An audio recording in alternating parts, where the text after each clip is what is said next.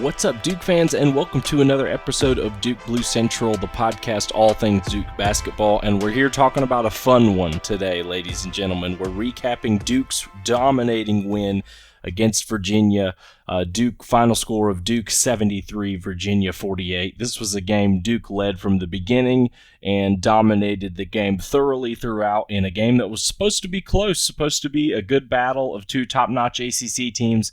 And Duke showed why they are the far, far, far better team than Virginia, basically throughout the entirety of the game. This was a game in which Duke jumped out to an early lead, really early, and just never looked back, and in fact even increased the lead as the game went along. There's not going to be a lot of negatives from this game. I'll highlight one negative for you. Is if there's one negative, it's that we had 10 turnovers, which isn't really even a bad mark for most teams. That might be the only negative I can see from this game, and maybe perhaps the minutes breakdown, but we can talk about that more as the episode goes. But just to start from a team positive perspective, just a phenomenal game from Duke, perhaps our best performance of the year. Crazy stat for you here. Had Duke just stopped scoring at halftime, the halftime score, I believe, was 40-18, I think.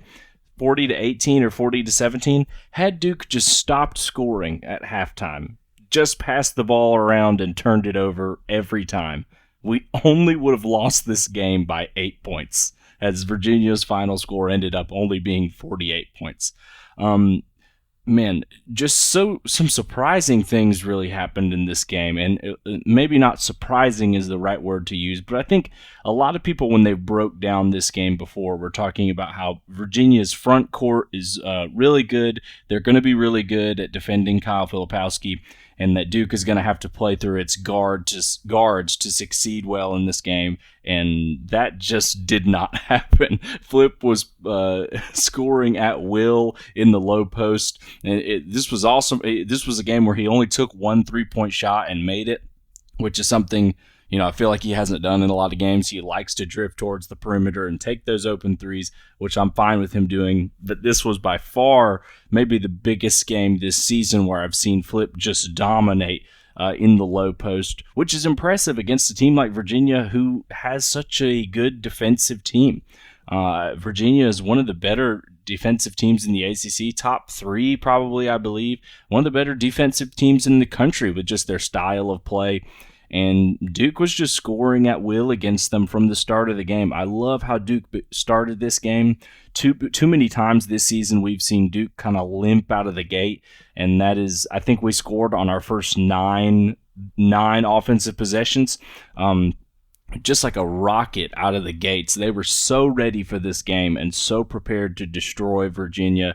They did it with good ball movement, but man, there in the beginning and all throughout the game, we did it primarily through playing through Flip down in the low post, and when we got the ball to him in the right spots, good things almost always happened. He finished with 21 points, 7 rebounds, 2 assists, and a block, and also 3 steals along to boot. An incredible game from Flip. Again, like I said, only 1 for 1 from 3, and he made both of his free throws while playing 28 minutes. And a lot of those minutes he wasn't playing were at the very end of the game when we were subbing him out. Also only picked up 1 foul in this game, which is a continued praise for Flip. It's kind of early in the year, even up to mid-year.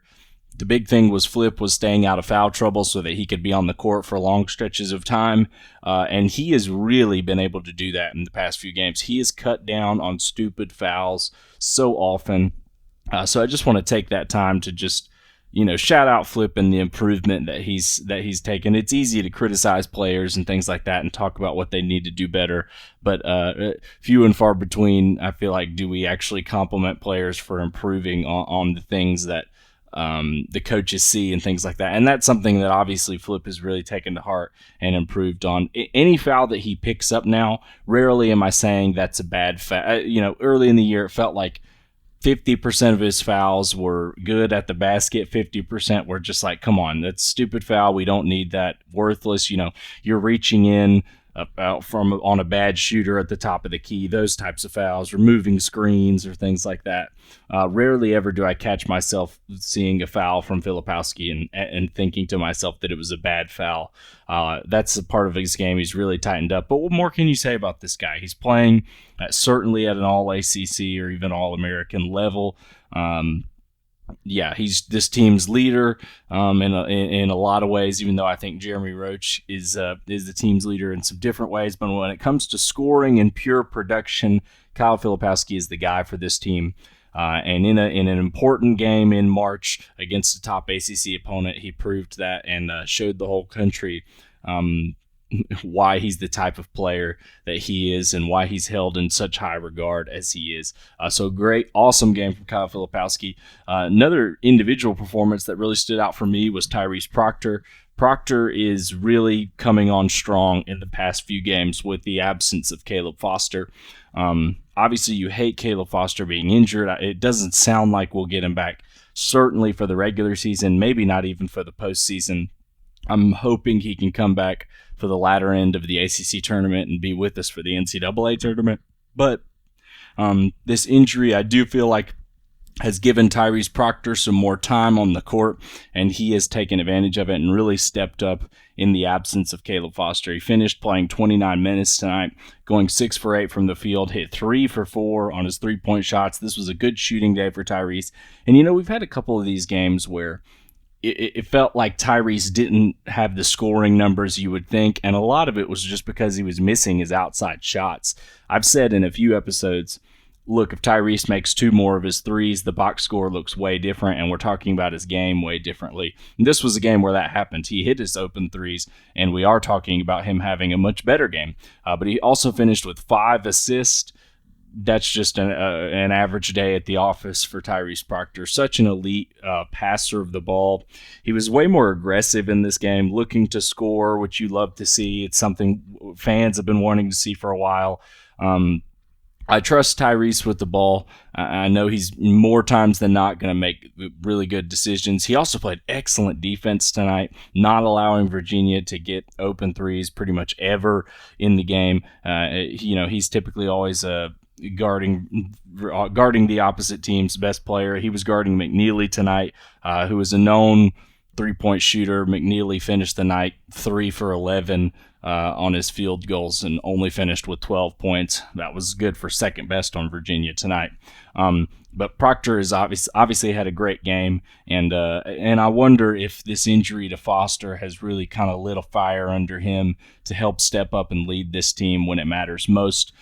Duke has a really important game against NC State on Monday, and that if he continues to have a good hot streak, we can really start talking about how this injury to another player really sparked him coming on, or it could be the fact that it's just March, and I feel like Tyrese knows when to turn it on and when he can turn it off, and he's certainly going to be flipped on for this latter part of the season. Those are the 2 individual performances that stand out the most. There were a couple of guys like Jeremy Roach and Jared McCain had good games, but kind of maybe subpar for their standards, but not in a way that's bad. I think this was just a game where Flip and Proctor were really on and hitting shots, and they weren't going to take over the game just to interfere with that. This is also a game where neither of them hit a 3.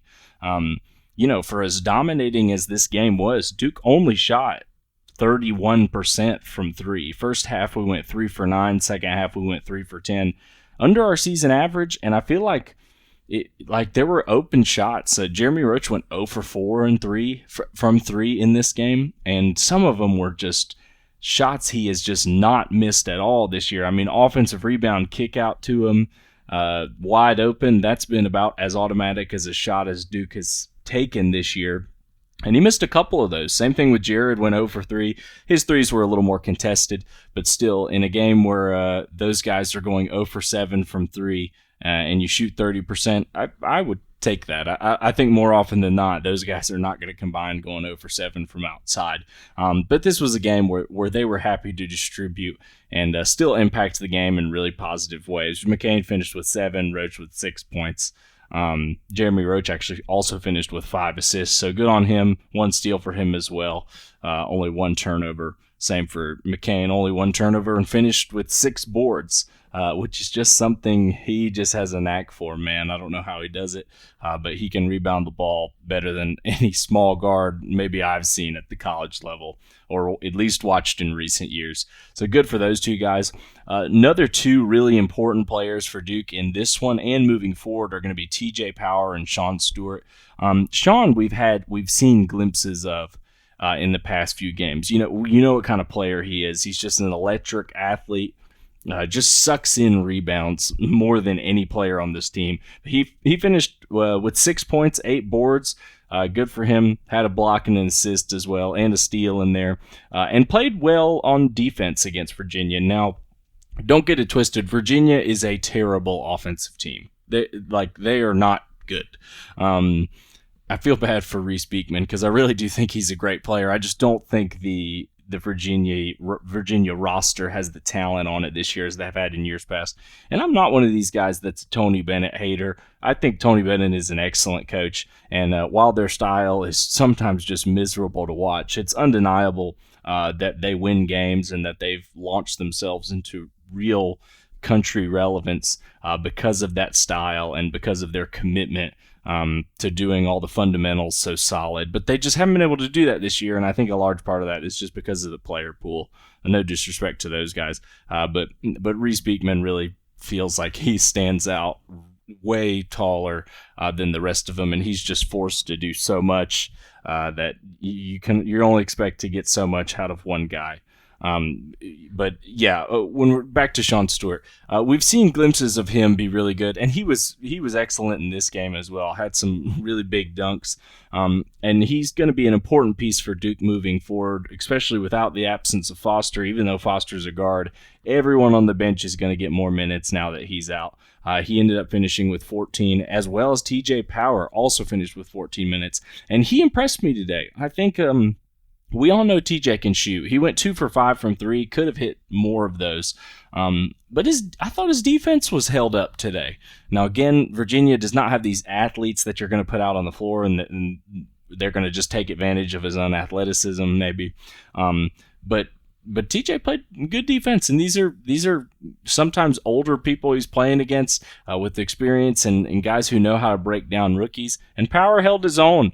Now, listen, it's always going to be easier to see and coach on-ball defense compared to off-ball. I think some of the freshmen have struggled a little in off-ball defense this season. Even guys like Caleb Foster and Jared McCain. That just takes more time to develop, and TJ hasn't seen the court as much as those guys, so he's not going to be as elite as those guys are. But he's got length. And he's got enough, I think. I saw enough out of him today to feel confident that we can throw him in there for some spot minutes against some decent teams, especially, as we're talking about the early rounds of the basically throughout the whole ACC tournament, but even the early rounds of the NCAA tournament. I feel confident against some of these smaller opponents that maybe don't have the athletes as a school like a Baylor or Kansas or something like that. We can throw TJ out there and not worry about him too much on defense. Now, is the defensive ceiling of this team going to be at its max when he's on the floor? I don't think so. But what he brings to the offensive table, if he's having an on-shooting night, can bring that. Because when you lose a guy like Foster, you're losing a 40% three-point shooter. And I think TJ Power is and can be a consistent 40% three-point shooter to space the floor out more, which is something that Duke needs if they want to go where they want to go. Duke needs spacing. It's no secret. We need to be hitting our threes, and that we need to be hitting our threes, and we need to get flip in the low post, and that kind of unlocks our offense.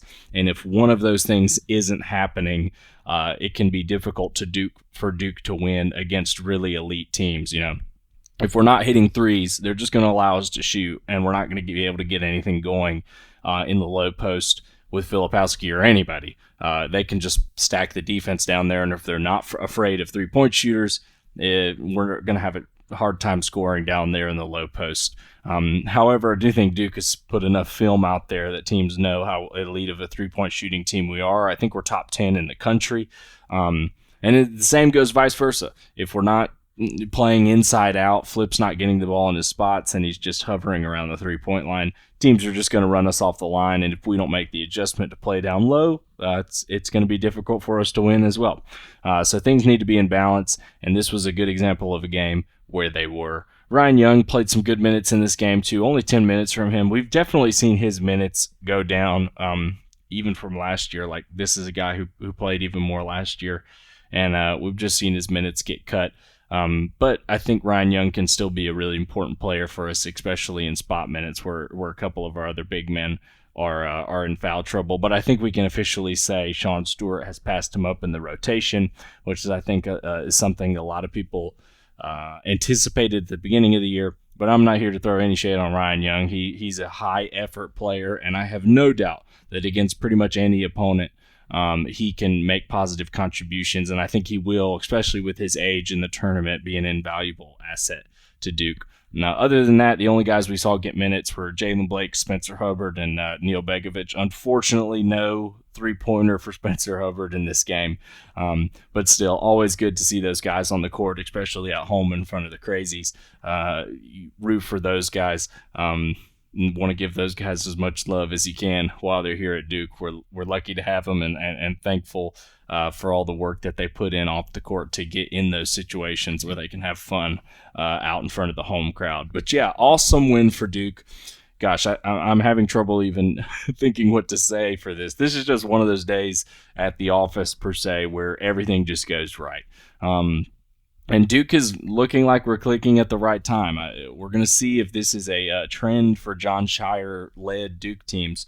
But he tends to figure it out late. I saw somebody tweeted, one of the guys I follow on Twitter said, John Shire is a second half of the season coach. You know, sometimes you want to say your favorite team, oh, we're a second half team. They said John Shire is the second half of the season coach, which I think is a little shade of how he coached the first half, which I didn't think was terrible.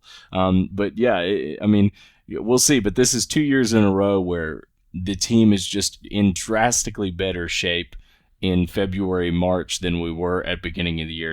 It was even more dramatic last year because we were losing a lot of games. We don't typically see a team like Duke lose. And then at the end, we went on a massive winning streak. It's a little bit different this year. We have dropped some games late. I mean, Wake Forest was only a week ago, which, by the way, they lost another game to Virginia Tech. So the Duke curse is alive and well for them, and they are trying to give the committee every chance they get to leave them out of the tournament, which you never want to do. I still think they should be in, but man, if you're a Wake fan, I'd be real nervous right now. They are trying to get left out of the field. But yeah, this Duke team is clicking at the right time. It's going to be really interesting to see what happens against NC State and Carolina, because if we drop that game at NC State, we could be having a very different conversation about the seeding of this team, where we could be headed. But yeah, we can save that for after the game. Hopefully, we're talking about a victory. And another important thing, Duke's net ranking jumped up massively in this game. I believe we jumped all the way up to 9 in the net rankings, which is a really fascinating system here, how all of that works. Duke is up to 9. We were previously at 10, Duke is at 10 as of right now, right behind North Carolina. But that's a big jump from us. I think we might have even jumped down because of some other games that happened before, but I believe we were somewhere in the 15-ish range, jumped all the way up to 9. You want to approach that the 2 seed range as we kind of enter into tournament season. And at KenPom, we jumped all the way up to number 7 on the year, which is massive for us. We know that the selection committee looks at numbers like these. They really respect the analytics, as that kind of messed us up last year, but it actually may come to our aid this year if we can continue. But this was a huge game because of how large we won and how respected Virginia is. This did a lot for our analytical numbers, and I think that it can kind of further bolster our argument for Duke as a 2 seed if we're able to, make the championship in the ACC tournament, and especially if we're able to pull out wins against NC State and North Carolina. That would just be massive for our NCAA tournament seeding as we exit the year. I think the conversations for Duke as a 4 seed, I wonder I think if we lose to NC State, that definitely is still an option, because then we talk about you lose to NC State, if you lose again to North Carolina, and then maybe you don't make the championship of the ACC tournament. I think that's where we're headed. But I think if we get a win against NC State, I would like to think we have at least a 3 seed locked up, because at that point, every game you play the rest of the year is going to be against a decent school. North Carolina, losing to them, I think would stink, obviously, but it's not going to do too much to hurt our NCAA tournament resume. Just because of, how respected North Carolina is. And then when you get to the ACC tournament, historically, the ACC, really all conference tournaments have not mattered to NCAA seeding as much as most people think. So, even if you drop a semifinal game, I don't think your seed line drops a whole level from that. So I'm hoping if we beat NC State, we can at least get the 4 seed conversations out, go into the tournament hoping that Duke is going to be at least a 3 seed. And then if we finish out the year undefeated, beat NC State, beat UNC at home, I would feel really comfortable in saying if we make the championship game, I think there's a strong possibility of Duke getting a 2. My only question would be, and this all depends on how the bracket shakes out, would you rather be the bottom 2 seed or the top 3 seed? For those of you who don't know, each seed, even though they're the same, there's 4 2 seeds, they're all ranked. So there's a number 1 2 seed, there's a number 2 2 seed. And depending on how that shakes out, if you're the last 2 seed to get in, let's say they think you're the 8th best team, so you'll be the last 2 seed. You'll actually end up being in the number 1 overall seeds bracket. So, like, for example, I believe right now it would be UConn. So, like, if Duke was the last 2 seed, we would end up being the 2 seed to UConn's 1 seed. Whereas maybe if we were the top 3, the number 1 3 seed, you get, I don't know, you might shake out in a more favorable bracket. But anyway, we can save that talk for later. But right now, Duke is on top. That was one of the most pleasurable games of the year for me. Everybody says they like the close games. I don't like the close games. I like the blowouts. Those are my favorite. I want to see Duke steamroll everyone they play. Awesome game from the Blue Devils against Virginia, and I look forward to coming to you again with another episode after NC State, and certainly another one after North Carolina, as we kind of look forward and prepare for that game and the rest of the ACC and NCAA tournament. It is officially March. Time has just flown by in this season, hasn't it? Doesn't feel like that long ago we were sitting here talking. It doesn't feel like that long ago I was recording an episode talking about how Duke was going to be okay after we lost to Arizona at home at the beginning of the year. It feels like a different team than then, and it just feels like that wasn't that long ago. But here we are. This is the last month of the season for most teams. Hopefully Duke can make it to April and make it to that national title game. But we're here. We're here. Time to lock in. Let's lock in and get a win at NC State. Thanks so much for listening. Appreciate you all. Go Blue Devils.